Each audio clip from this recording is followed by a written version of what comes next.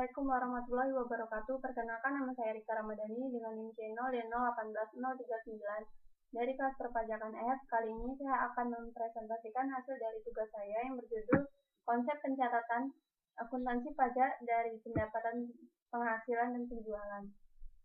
Yang pertama kita masuki mengenai klasifikasi pajak atas penghasilan. PPh adalah pajak yang dibebankan atas suatu penghasilan yang diperoleh wajib pajak, baik yang berasal dari Indonesia maupun dari luar negeri. Dasar hukum PPh adalah Undang-Undang Nomor 7 Tahun 1983 tentang Pajak Penghasilan.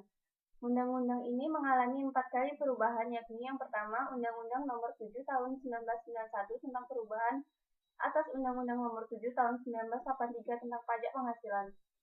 Yang kedua, Undang-Undang Nomor 10 Tahun 1994 tentang perubahan kedua Undang-Undang Nomor 7 Tahun 1983 tentang Pajak Penghasilan.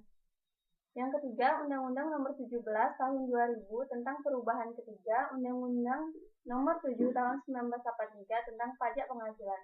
Yang keempat, Undang-Undang Nomor 36 Tahun 2008 tentang perubahan keempat untuk Undang-Undang Nomor 7 Tahun 1983 tentang Pajak Penghasilan. Berikut adalah pajak-pajak yang termasuk ke dalamnya. Yang pertama, PPh pasal 21, PPh pasal 22, pasal 23, pasal 25, pasal 26, pasal 29, dan pasal 4 ayat 2. Selanjutnya, penghasilan yang termasuk objek pajak. Objek pajak penghasilan menurut Undang-Undang Pajak. Yang pertama, penggantian atau imbalan berkenaan dengan pekerjaan atau jasa yang diterima atau diperoleh, termasuk gaji, upah, tunjangan, honorarium, komisi, bonus, gratifikasi, uang pensiun, atau imbalan dalam bentuk lainnya. Yang kedua, hadiah dari undian atau pekerjaan atau kegiatan dan penghargaan. Yang ketiga, laba usaha. Yang keempat, keuntungan karena penjualan atau karena pengalihan harta. 5. Penerimaan kembali pembayaran pajak yang telah dibebankan sebagai biaya dan pembayaran tambahan pengembalian pajak. 6. Bunga termasuk premium, diskonto, dan imbalan karena jaminan pengembalian utang. 7. Dividen. 8. Royalti atau imbalan atas penggunaan hak.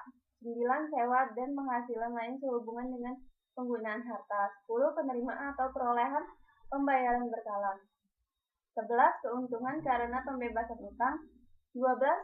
Keuntungan selisih kurs mata uang asing. 13. Selisih lebih karena penilaian kembali aktiva. 14. Premi asuransi. 15. Iuran yang diterima atau diperoleh perkumpulan dari anggotanya. 16. Tambahan kekayaan itu yang berasal dari penghasilan yang belum dikenakan pajak. 17. Penghasilan dari usaha yang berbasis syariah. 18. Imbalan bunga. Dan yang terakhir, surplus Bank Indonesia. Selanjutnya kita masuki mengenai penghasilan bukan objek pajak. Pada Undang-Undang Nomor 36 Tahun 2008 tentang Pajak Penghasilan, dalam pasal 4 ayat 3 terisi ada beberapa pengecualian yang dinyatakan sebagai bukan objek pajak, diantaranya yang pertama, bantuan atau sumbangan. 2. Harta hibah yang diterima oleh keluarga saudara dalam garis keturunan lurus 1 derajat. 3. Warisan. 4. Harta termasuk setoran tunai yang diterima oleh badan.